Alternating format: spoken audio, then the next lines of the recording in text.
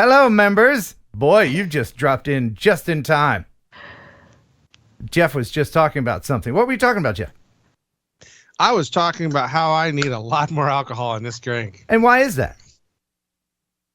Guys, you two, goofballs. What did we do? Yeah, what's wrong there, Jeff? You guys get along too well. Well, that's the power of communication, right? That's Absolutely. the power of reconciliation. Yeah, that one too. That'll work. Yeah. And even though our breakup was entirely her fault, I'm good with it. Oh, and as long as you absolutely know where to lay that blame, it's very important. No.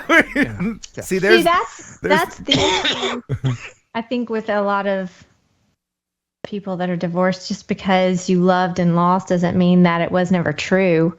right. And then you play the blame game, and then over years you become resentful, and then you lost a person that you once were really close to, and that's no good.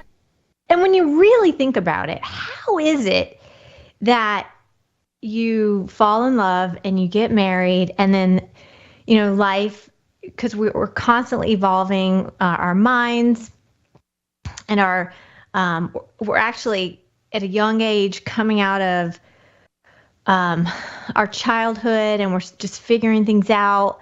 And we get married early, and we still don't really know what we want out of life. And then it all starts unfolding, and then maybe that partner and yourself aren't aligned after all in that particular moment of your life. And then you go your separate ways, and then it's like you never talk to each other. Isn't that weird that you don't ever reconcile with someone that you were in relationship with you were so on a close deep, soulful level? Yeah. Oh, absolutely. I think it's more weird that we don't talk to our ex-spouses than that we do. I agree. You know what happens over time is that it's almost like you're punishing that other person with the lack of your presence. Like, you hold some sort of resentment that doesn't make any sense after so much time, and how you change, and like you said, you evolve. But you know what else is weird? There's so many people that stay in contact with their ex-spouses just because they have kids. And we don't do it for our kids, do we, Danielle? We don't communicate for our children. Screw those guys. And I will say there is an amount of time and space that's necessary for cultivating healing in that relationship. It's not like Ken and I divorced, and a year later we were like this. I mean, it was over 17 years before we had a really friendly conversation, and that has led to this point. And I just don't think that because there's so much pain in a divorce, and there's time and there's wounds that need to heal. However, there's wisdom in those wounds if you're willing to look at them, which most people aren't, because it hurts.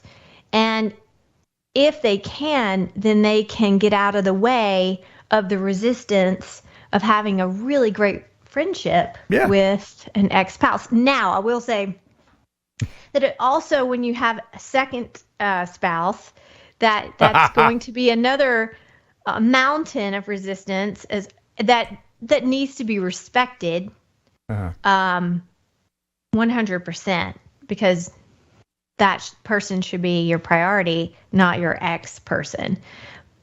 But I think that if you are aware of these things and you're single and you're going into a new relationship, that you can speak those things forward and say, look, this is what I've learned so far, and this is what I want moving forward. And yeah, that's very wise. And this is the kind of wisdom that happens as you get a little bit older, and then you can strike up a dialogue with your former person. It couldn't hurt if there's people that have, in our situation where you really dug each other a long time ago, and life is short. Why not have more friends in your life rather than resentful feelings towards a person you once loved or whatever? Jeff, are you picking up on that? Probably the reason why she makes such a great co-host, because you guys play off each other so well. Well, I mean, she is zany and wacky and all that too. Yeah, like him. And see, that's where we aligned. Yeah. Yep. That's true. And that's why. And so I was thinking about this today, actually, how, where we aligned all those years ago is still what aligns us today. And then the places that we didn't align, obviously we couldn't continue life together in that way. But that alignment was so important or strong in a way that was necessary for whatever reason to come back into this current day relationship, that you can't deny alignment with people. And like where you align is what, if you focus on where you align versus where you disalign, then you can have extraordinary relationships, friendships, lovers, neighbors. We're such a society that focuses on where we disalign and, who to blame. And and we're all guilty of it.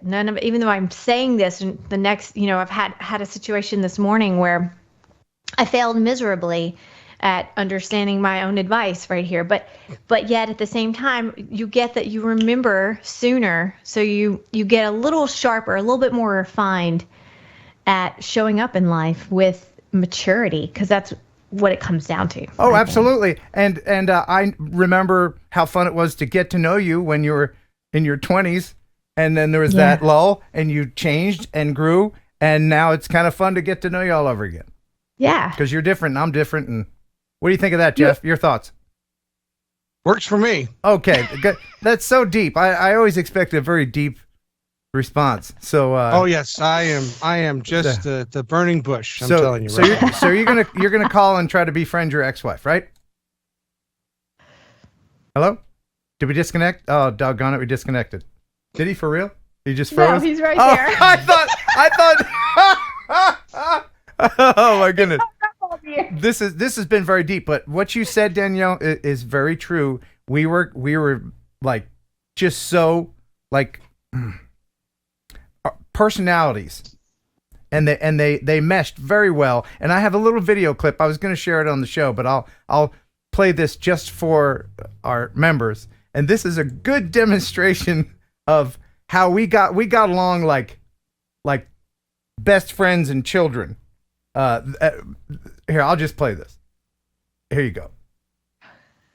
Hey! I can't hold the camera steady because you're so hot. Oh, you're a naughty nurse, aren't you? Mm-hmm. You're naughty. Gonna have to put you to bed. Uh-oh. Oh, yeah. Yeah. Well, hey, take my picture. Okay. Hold on, let me. Where do you see me? Check this out.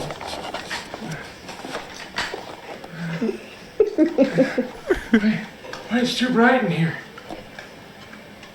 There we go. Look at my accurate gray hair. Yeah. I'm gonna get you, you naughty. No, you just wait right there. I'm coming for you. Oh, here I come. You better run now. I tell you. I'm gonna get you. That's the kind of silly shit that went on in our house all the time. Just all the time. all the time. Yeah. I think our whole relationship was on video. I have a lot of it. Yeah. A lot of that. I had yeah. We both really liked being on camera and being entertainers. Yeah. And it was like constant. Yeah, it was. We were trying to out entertain each other the whole time. But, I wasn't trying to out entertain you. I was just playing off of your entertaining self. One of us would start, and Which then the I do other well. one would go. But like, it's true. Wherever we went, Danielle was the star. Oh, Sure, yeah. I was the radio guy, and everybody knew me. But everywhere we went, I disappeared once Danielle entered the room. That's just a fact. But anyway, Jeff, I guess this is long enough. We've gotten introspective. We've gotten very deep and personal, and now here is Jeff to share something deep and personal. No. All right. What is the last word, sir? Oh, the last word today is going to be independent. Independent. All right. Well, thank you very much, Jeff, and members for being members. Buh and bye to you. Bye-bye.